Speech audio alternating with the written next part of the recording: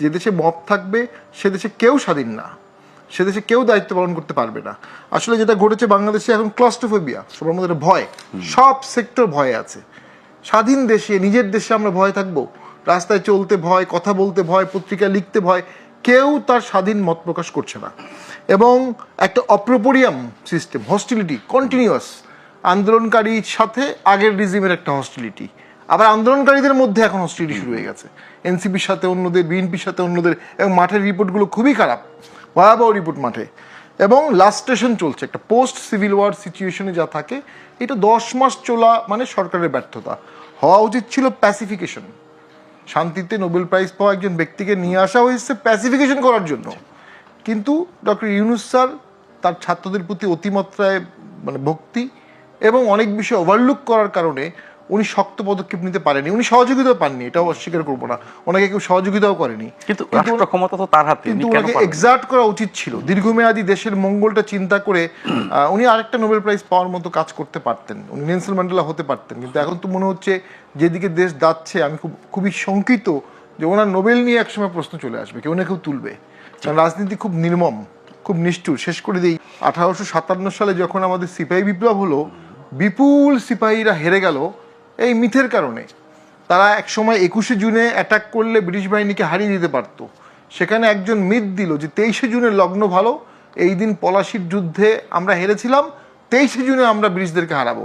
ওই 2 দিনে British soldier reinforce হয়ে গেছে, আমাদের সিপাহীরা পারে নাই, সৈনিক বিপ্লব ফেল হয়ে গেল। তো ওই যে রাজনীতিতে কোনো নিষ্ঠুর বাস্তবতা, অঙ্কের খেলা, এখানে আবেগ, ভেন্ডেটা, হ্যাঁ, যে আমাকে খুব অপমান করেছে আমি ওদেরকে অপমান করব, তা না। দেশের স্বার্থে কি দরকার, আইনকে আইনের মতো চলতে দিতে হবে। আর দেশের স্বার্থটা ওভাররাইডিং, যেটা আমাদের সিনিয়র সিটিজেনরা বা বিজ্ঞ প্রাজ্ঞ ব্যক্তিরা যেভাবে দেখতে পারবে, এটা তো আমরা দেখতে পারবো না। ওনারা সেটা আলোচনার মাধ্যমে একটা কনসেনসাসে আসতে হবে, একটা এগ্রিমেন্টে আসতে হবে, আদারওয়াইজ এই যুদ্ধ চলবে এবং এই যুদ্ধ নোংরা দিকে যাবে, আগলি দিকে যাবে। অনলাইনে যুদ্ধ হবে, বিদেশে গেলে যুদ্ধ হবে, ডাস্টবিন বানানো হবে, এক পক্ষ ডাস্টবিন বানাবে, আরেক পক্ষ ডাস্টবিন, এই চলবে। এবং জাতি হিসাবে আমরা দেশের ডাস্টবিনের খবর এক বিদেশ পর্যন্ত চলে গেছে, বিদেশিদের ভাড়া করে ওখানে নিয়ে আসে, বিদেশিদেরকে ভাড়া করে গালি দেওয়া হয়েছে। তো এগুলো তো নোংরা রাজনীতি। তো এটাকে তো আসলে একজন লোক দরকার ছিল যার উপর সবাই আস্থা আনতে পারবে।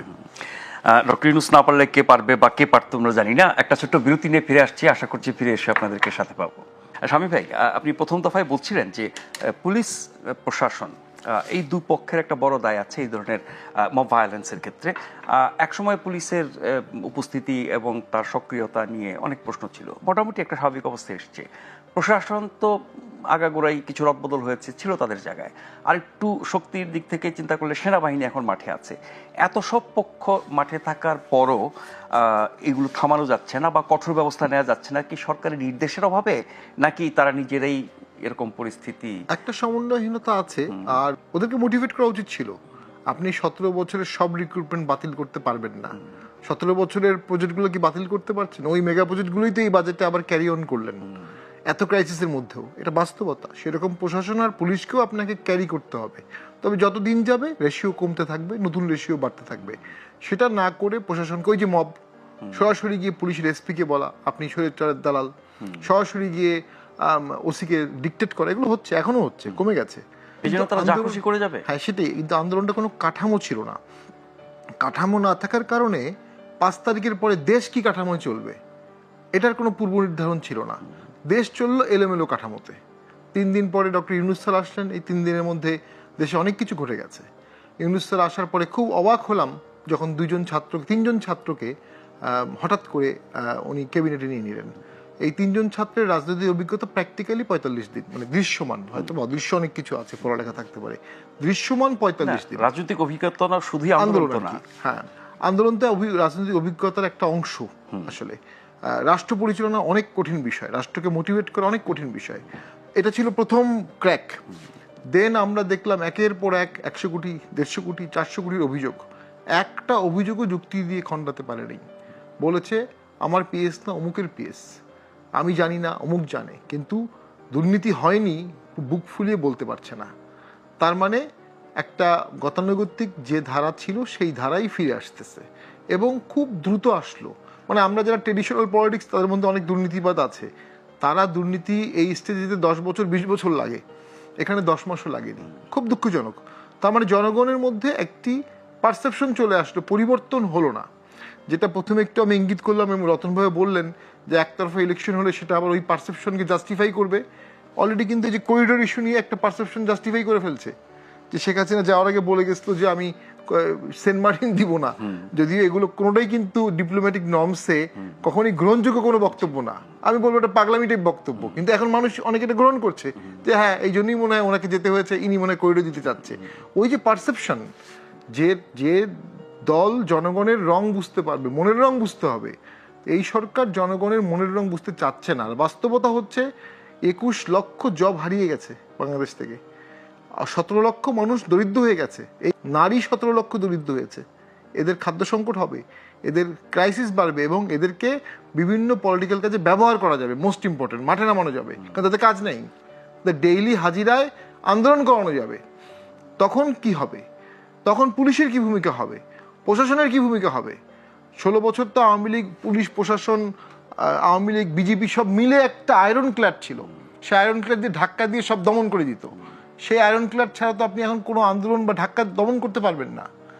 সেই ক্ষেত্রে একটা সমঝোতা, আন্ডারস্ট্যান্ডিং লাগবে, যেটি আমি বারবার বলছি। এবং ওই সমঝোতা ছাড়া ঝুঁকি কমছে না, রিস্ক কমছে না, ইনভেস্টমেন্ট আসবে না। ফরেন ইনভেস্টমেন্ট কখন আসবে? যখন দেশ শান্ত হবে। তো দেশ যদি শান্ত না হয়, ইনভেস্টমেন্ট যদি না হয়, মানুষ যদি বেকার বেশি হয়, আসলে অতি তাত্ত্বিক পলিটিক্যাল ডিসকাশন তো সাধারণ মানুষের কোনো কাজে আসে না। সাধারণ মানুষের চাকরি দরকার, খাবার দরকার, শিক্ষা দরকার, কাপড় দরকার, ট্রাফিক জ্যাম মুক্ত দেশ দরকার। ঢাকা শহরের ট্রাফিক নিয়ন্ত্রণে সরকার সম্পূর্ণ ব্যর্থ। এবার ঈদের ট্রাফিক জ্যাম নিয়ন্ত্রণে সম্পূর্ণ ব্যর্থ। কোনো আগ্রহী ছিল না সরকারের। সাধারণ মানুষের ভোগান্তি কমানোর কোনো আগ্রহী নেই। কেন নাই? কারণ আমি তো ভোটে দাঁড়াবো না, অথবা আমি ভোট চাই না। এসব সমস্যার ব্যাপারে কোনো চাপও তো নাই, কোনো চাপ নাই। চাপ ওই যে মবের ভয়ে কেউ চাপ দিতে পারছে না। মব তো হওয়া উচিত ছিল জনগণের স্বার্থে, যে এই ইস্যুগুলো জনগণের জন্য আমরা ঠিক করতে হবে। ঠিক আমাদের এই ছাত্র বন্ধুরা, ইয়াং ফ্রেন্ডসরা কোনো পলিটিক্যাল পোস্ট না নিয়ে জনগণের স্বার্থে যদি চাপের ভূমিকাটা পালন করত, এদের মধ্যে অনেকেই ন্যাশনাল পর্যায়ের নেতা হতে পারত। কিন্তু অঙ্কুরেই অনেকে বিনষ্ট হয়ে গেছে। জি, আরেকটা বিরতি নিয়ে ফিরে আসবো। আরো কিছু আলোচনা বাকি আছে, আশা করছি এবারও আপনাদেরকে সাথে পাবো। আবারও আমন্ত্রণ প্রশ্নগুলো সহজ অনুষ্ঠানে। মব সংস্কৃতির শেষ কোথায়, এটা নিয়ে আমাদের সাথে আছেন ব্যারিস্টার শামীম হায়দার পাটোয়ারি এবং জনাব রাজিকুজ্জামান রতন।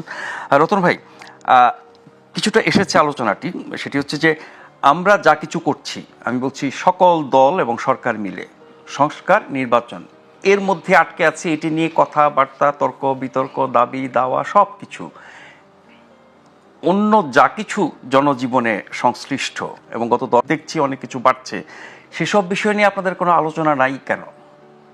না, আলোচনা আছে, কিন্তু এইসব বিষয়ে এখন ফোকাস হচ্ছে না। এমন এমন বিষয়কে সামনে নিয়ে আসা হয় যে গুরুত্বপূর্ণ বিষয়গুলো গুরুত্বহীন হয়ে পড়ছে। সেটা একটু খেয়াল করে দেখুন। আমাদের সামনে কিন্তু বিশ্বব্যাপী দুটো দৃষ্টান্ত আছে। একটা কি, আরব বসন্তের নামে তিউনিসিয়া যা ঘটনা ঘটেছিল, তার ফলটা কি দাঁড়ালো? আরেকটা, অভ্যুত্থানের মধ্যে দিয়ে শ্রীলঙ্কায় যে ঘটনা ঘটেছিল, তার ফলটা কি দাঁড়ালো? তিউনিসিয়ায় অরাজকতা থেকে অরাজকতা, আরও অরাজকতা, দেশটা আরও উচ্ছন্নে চলে যাওয়ার উপক্রম। আমরা কোন দিকে যাচ্ছি? আর শ্রীলঙ্কায় দেখুন, অরাজকতা থেকে শৃঙ্খলায় আসার চেষ্টা করা, অরাজকতা থেকে শৃঙ্খলা আসার চেষ্টা করা। 2 বছরের মধ্যে তারা বললেন তাদের ঋণ অনেকখানি তারা শোধ করেছেন। এবারের যে বাজেট করলো, সেই বাজেটে বললেন তাদের মূল ফোকাস হচ্ছে শিক্ষা, কৃষি এবং যদি বলে দ্রব্যমূল্য নিয়ন্ত্রণ করা এবং শ্রমিকদের জীবন মানটাকে উন্নত করা, স্বাস্থ্যে বরাদ্দ বাড়ানো, এগুলো। আমাদের মডেলটা হয়ে যাচ্ছে মনে হয় তিউনিসিয়া মডেল, কারণ 10 মাস কিন্তু একটা কম সময় নয়। আবার আমাদের যারা দায়িত্বে আছেন তারা কিন্তু স্ব ক্ষেত্রে সবাই খুব সম্মানিত মানুষ, প্রতিষ্ঠিত মানুষ। তাহলে এত সম্মানিত প্রতিষ্ঠিত মানুষরাও কেন দেশটাকে এই দিকে নিয়ে আসতে পারলেন না? কখনো কখনো মব কিন্তু একটা পজিটিভ কাজও করে। যেমন অভ্যুত্থানের পরে যদি এই যে যুবশক্তিটা এসেছিল, তাদেরকে যদি একটা এইরকম